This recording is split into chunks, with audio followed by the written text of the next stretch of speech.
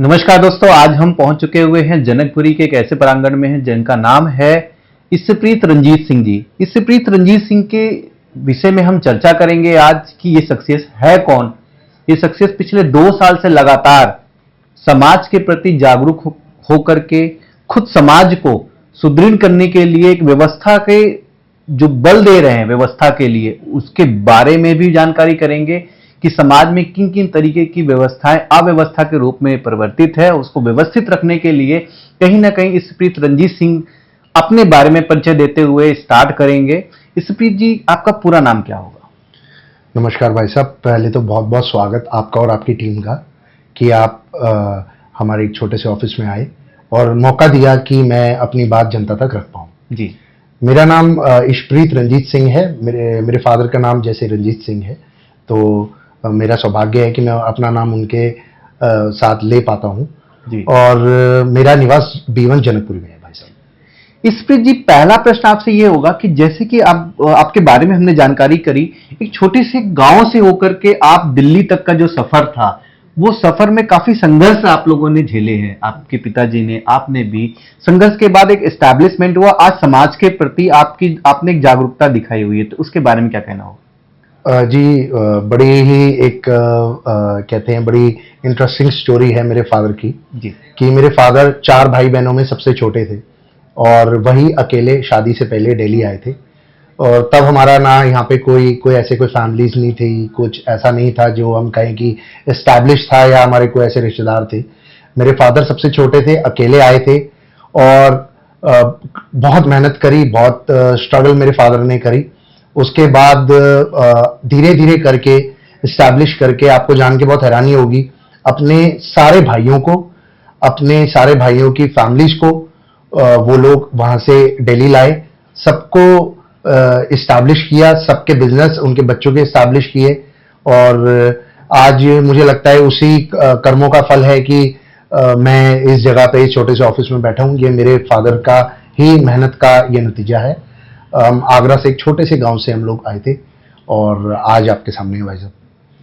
ईसप्रीत जी, जैसा कि आपने पहले पड़ाव में दिखाया और खुद भी महसूस किया कि मंदिर, गुरुद्वारे, किसी भी धार्मिक स्थल पे जैसा कि गुटखे का जो सेवन होता है वो 100 मीटर की दूरी के बाद होना चाहिए, इसका अभ्यास आपको कैसे मिला और किन केंद्र के जरिए आपने इसको अग्रसित किया? देखिए भाई साहब, एक्चुअली ये बात शुरू हुई थी 2024 के आसपास, मार्च के महीने में। उस समय मैं जैसे यूजुअली गुरुद्वारे या मंदिर हम लोग जाते हैं, तो मैं गया था।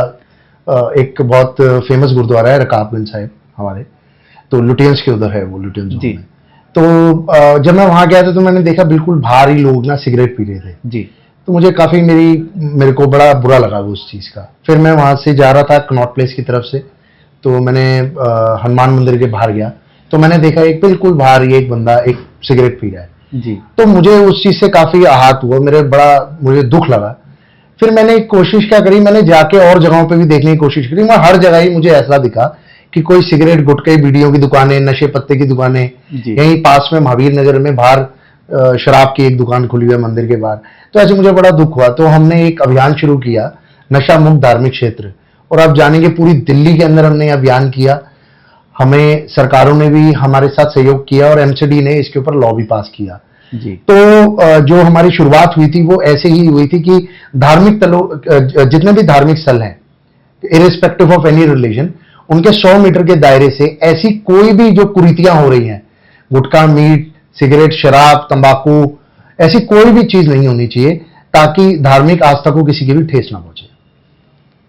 दूसरे पक्ष और पड़ाव में हम देखते हैं कि आपने कहीं ना कहीं जो लोग मंदिरों में पूजा करते हैं या किसी भी फेस्टिवल पे पूजा करते हैं, चाहे वो लकड़ी की मूर्ति बना के पूजा करते हैं, चीनी मिट्टी की मूर्ति बना के पूजा करते हैं, तरह तरह की मूर्तियां बना करके पूजा करते हैं, बड़े बड़े पंडालों में भी आपने देखा, लेकिन वो मूर्तियां कहीं ना कहीं उठा करके रख देते हैं और उस पर कहीं ना कहीं पोल्यूशन भी फैलता है और कहीं ना कहीं समाज की धारणा देखा जाए तो उस मूर्तियों को खंडित करके और वो नस्मान हो जाती है, बेकार हो जाती है। तो उसके बारे में आपने जो चेतना दिखाई है उसके बारे में क्या कहना होगा?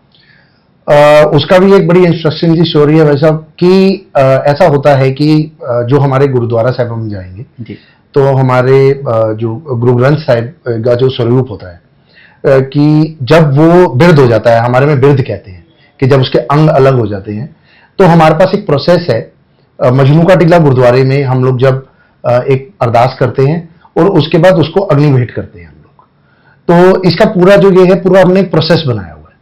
तो मैंने देखा, मेरे काफी जो मेरे भाई हैं हिंदू समाज से, मैंने उनसे पूछा कि यार मैंने बड़ी बार देखा कि पेड़ों के नीचे या रोड की तरफ मुझे फोटोज वगैरह कुछ दिखती हैं, मूर्तियां पड़ी हुई, तो मुझे बड़ा दुख लगता है कि वहां पे अनेक तरह तरह के जीव जंतु आते हैं, बैठते हैं, तो मुझे लगता है बहुत बेदबी होती है, बहुत निरादर होता है। तो क्या कुछ ऐसा प्रोसेस नहीं है? तो उसने बताया कि ऐसा कोई प्रोसेस नहीं है।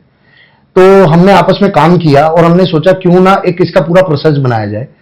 तो ऐसा नहीं है कि हमने पहली बार किया, हमारा ये पूरा जो कैंपेन चला उसका बेदबी मुक्त धार्मिक स्थल का, कि किसी भी धार्मिक स्थल पे ऐसी कोई भी बेदबी की चीज नहीं होनी चाहिए, कोई भी खंडित मूर्तियां, और इसलिए नहीं होना चाहिए।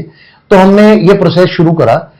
पहले भी क्या होता था, लोग मूर्तियां, पूजा की सामग्री, अवशेष जितने भी होती है, चाहे वो आप नवरात्रि पे आप देखेंगे बहुत सारी चीजें ऐसी पूजा की होती हैं, फूल होते हैं जैसे, तो वो इकट्ठे तो कर लेते थे, लेकिन उनके पास वो एट दी एंड वो डस्टबिन में लोग डालते थे कि उनके पास कोई प्रोसेस नहीं है। गलती उनकी भी नहीं थी, जो मैंने महसूस किया, जो हमने हमारी पूरी टीम ने देखा।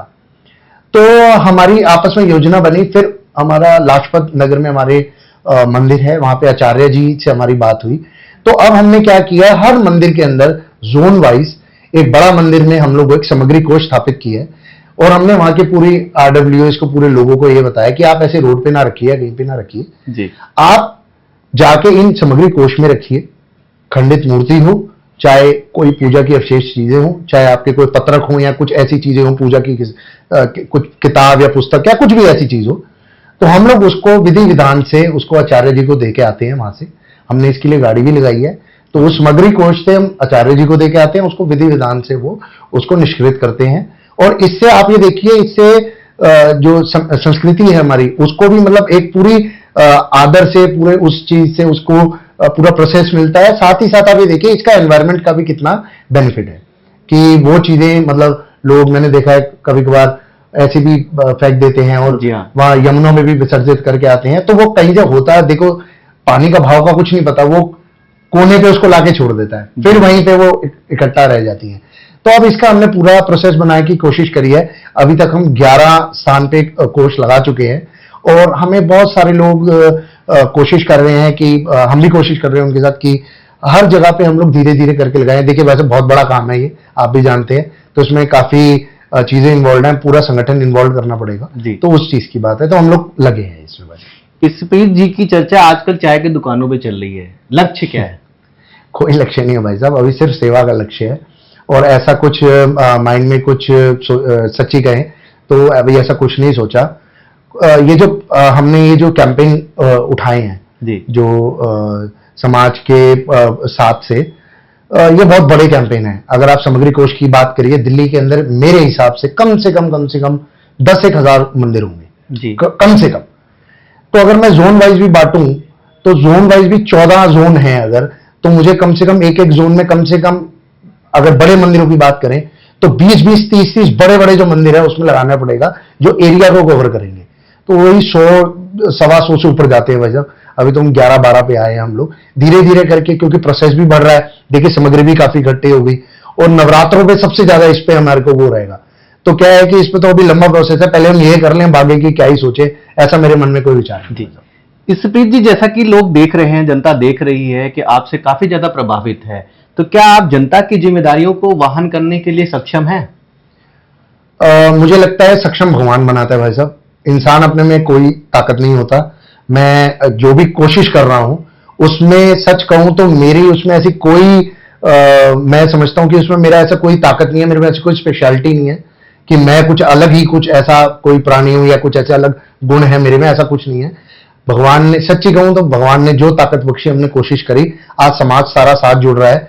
और मुझे लगता है कि यूथ जब तक आगे नहीं आएगा तो चीजें चेंज नहीं होंगी। मैं तो अपील करना चाहता हूं आपके माध्यम से, आपका इतना सर्वश्रेष्ठ, इतना एस्टीम्ड चैनल है, उसके माध्यम से मैं यूथ को अपील करना चाहता हूं कि आगे आकर ऐसे मुद्दों के साथ जुड़े, ताकि समाज का भला हो, समाज का उत्थान हो। क्योंकि मुझे ऐसा लगता है बिना समाज, यूथ के आगे आए कोई भी समाज चेंज नहीं हो सकता भाई साहब। अंतिम प्रश्न में इससे इतना ही पूछूंगा, इसकी प्रेरणा आपको कहाँ से मिली, कैसे मिली? जैसा मैंने आपको बताया, जब भी धार्मिक स्थलों के बाहर से मैं गुजरा तो मुझे ये चीज देखने को मिली, तो मुझे बुरा लगता था। और बचपन से मुझे आज भी याद है, मैं जैसे बीए ब्लॉक में हमारा घर होता था, बीए ब्लॉक यहीं जनकपुरी में पास। जी जी। तो हम लोग क्या करते थे कि हम सारे बच्चे इकट्ठे होके, हमें बूंदी का प्रसाद बड़ा स्वाद लगता था जी। तो हम जाके कभी कभी तो चुरा के भी आगे लेके आते, छोटी सी उसमें पैकेट से लेके आते थे। उसके बाद हम लोग पीछे जाते थे, गुरुद्वारा साथ साथ गुरुद्वारा मंदिर है, तो पीछे जाके हम लोग रात को जब सुखासन होता है गुरु साहब का, तो ढोलकी की सेवा होती है और वो छेने कुछ ऐसी चीजें होती है जो बजाते हैं, तो हम बच्चे छोटे लोग ढोलकी की सेवा करते थे। तो उससे मेरे को याद आता है कि नहीं यार, मुझे कुछ ना कुछ अपने धार्मिक स्थलों के लिए करने की जरूरत है। और मुझे तो इतना मैं तो अपने आप को इतना सक्षम मानता ही नहीं हूँ। करोड़ों लोगों ने ये चीज को सपोर्ट करा। दिल्ली की बात करूं तो हमारी रीच मतलब मोर देन 1 to 2 करोड़ के बीच में हमारी व्यूअरशिप रहती थी उस समय। और ये 6-7 महीने पहले की बात कर रहा हूं। अब हमारा बहुत सारा ये फैल गया, लोग अब खुद हमें आके इस चीज से हमारे साथ जुड़ रहे हैं। आपको जान के खुशी होगी कि अब हम लेटेस्ट एक और चीज करने वाले हैं, जिसके अंदर हम लोग जो बड़े बड़े प्रमुख धार्मिक स्थल है उसके ऊपर हम लोग ये और अवेयरनेस लाना चाहते हैं, क्योंकि वहां पे फुटफॉल ज्यादा है। जी हाँ। ताकि लोग इससे प्रेरणा लेके खुद अपने जो एरिया के लोकल, जिस जैसे सनातन धर्म मंदिर कह लीजिए, वो लोकल होते हैं, राइट। और ऐसे हमारे में लोकल वाले में सिंह सभा गुरुद्वारे होते हैं, तो वहां पे लोग खुद करें, ऐसा हमारा एक विचार है। आप सुन रहे थे, स्पेशल चर्चा थी इस प्रीत रंजीत सिंह जी से, जिन्होंने एक संकल्प लेकर के कार्य किया, चाहे वो 100 मीटर की रेंज में गुटखा, दारू, मीट, मच्छी, इन तरीके की जो आपत्तिजनक चीजें हैं वो धार्मिक स्थल के प्रांगण में ना पहुंचे। दूसरा देखिए कि विश्व में हर धर्म में अपनी एक पूजा होती है, एक आस्था होती है। उन्होंने आस्था के साथ खिलवाड़ करने के लिए लोग जैसे कि मंदिर की सामग्री को, खुद भगवान जी की मूर्तियों को कहीं ना कहीं उठा करके रख देते हैं, और वो फिर कूड़े करकट में पैक होकर के फिर रिसाइकलिंग के लिए चली जाती है वो। तो उसको डिस्ट्रॉय करने के लिए उन्होंने पर्टिकुलर एक व्यवस्था लागू की, और व्यवस्था के जरिए वो एकत्रित होकर के एक जगह से वो कहीं ना कहीं फिर रिसाइकलिंग के लिए जाता है आगे। तो ये चीज काफी काबिले तारीफ है, और इस प्रीत रंजीत सिंह ऐसे ही कार्यों को संकल्प के साथ लेकर के आगे बढ़ते रहेंगे। बहुत बहुत धन्यवाद। खबर आप बेटे, खबर सच्ची घटना पर आधारित।